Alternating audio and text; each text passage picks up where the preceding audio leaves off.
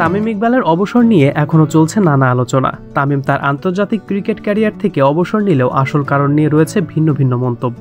কিছু সূত্রের মতে দলের ব্যক্তিগত কারণ এবং পরিবেশগত সমস্যাই এর সিদ্ধান্তের পেছনে প্রধান কারণ হতে পারে, কিন্তু সঠিক কারণ কখনোই জানা যায়নি।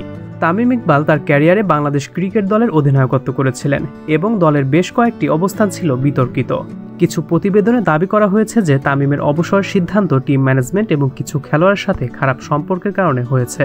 কিছু প্রতিবেদনে আরও দাবি করা হয়েছে যে বাংলাদেশ জাতীয় দলের কোচ হাতুরুর সিংহে যোগ ব্যায়ামের পরামর্শ দেওয়ার সময় বিভিন্ন উপায়ে তার দল পরিচালনার চাপে ছিলেন, নানাভাবে অপমানিত হয়েছেন তিনি।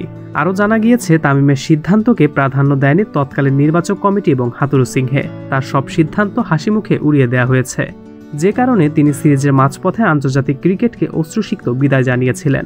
যদিও এরপর আবার জাতীয় দলে ফেরার কথা বলেছিলেন, তবে এখনও ফেরেননি তিনি।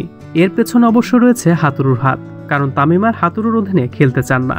হাতুরু থাকলে জাতীয় দলে ফিরবেন না তামিম, সাফ জানিয়ে দিয়েছিলেন এর আগেই। তামিম ইকবালের অবসরের পেছনে বিস্তারিত কারণগুলো নিয়ে বিভিন্ন রিপোর্টে উঠে এসেছে বিভিন্ন মন্তব্য, তবে এর মধ্যে কয়েকটি মন্তব্য তুলে ধরা হলো। প্রথমত, দলীয় ম্যানেজমেন্টের সাথে সম্পর্ক। তামিমের অবসরের পেছনে অন্যতম বড় কারণ হিসেবে বলা হচ্ছে হেড কোচ হাতুরু সিংয়ের সাথে তার সম্পর্কের অবনতি। রিপোর্ট অনুযায়ী হাতুরুর অধীনে তামিম অসন্তুষ্ট ছিলেন এবং তাকে নানা কারণে অপমানিত মনে হয়েছিল।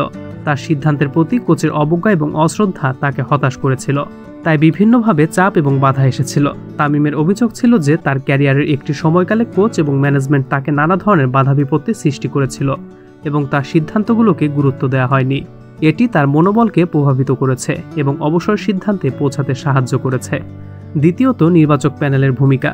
নির্বাচক প্যানেল তামিমের সিদ্ধান্তগুলোকে প্রাধান্য দেয়নি এবং কখনো তার সিদ্ধান্তকে সিরিয়াসলি নেয়নি। এতে তামিমের মধ্যে একটি অনুভূতি তৈরি হয়েছে যে তার ক্যারিয়ার এবং সিদ্ধান্তের প্রতি যথেষ্ট সম্মান দেওয়া হচ্ছে না। তামিম ইকবাল পরবর্তীতে জাতীয় দলে ফেরার কথা জানিয়েছিলেন, কিন্তু হাতুরুর সাথে সম্পর্কের কারণে তিনি ফিরতে আগ্রহী নন। হাতুরুর অধীনে খেলা তার জন্য আর উপযুক্ত বলে মনে হচ্ছে না, তাই হয়তো তিনি হাতুরু থাকাকালীন আর ক্রিকেটে ফিরবেন না। তবে শেষ পর্যন্ত তামিম কী সিদ্ধান্ত নেন সেটা এখন দেখার অপেক্ষা।